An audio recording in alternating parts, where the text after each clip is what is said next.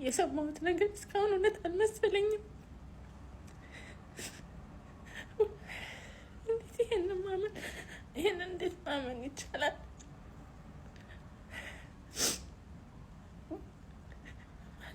እዛ ጋር መገኘት አለመቻሌ ራሱ በጣም ናመመኝ።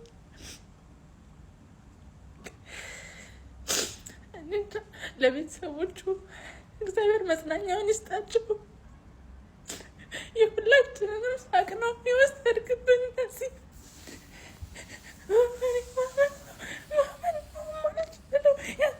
መቀበል አልችልም ወንድሜ።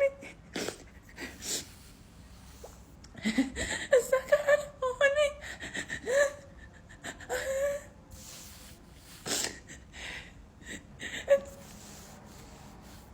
ምን እንደምን አላውቅም።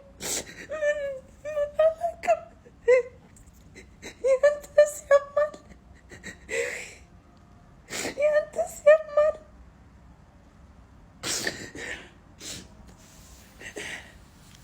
እዛ ጋር መገኘት ባለመቻሌ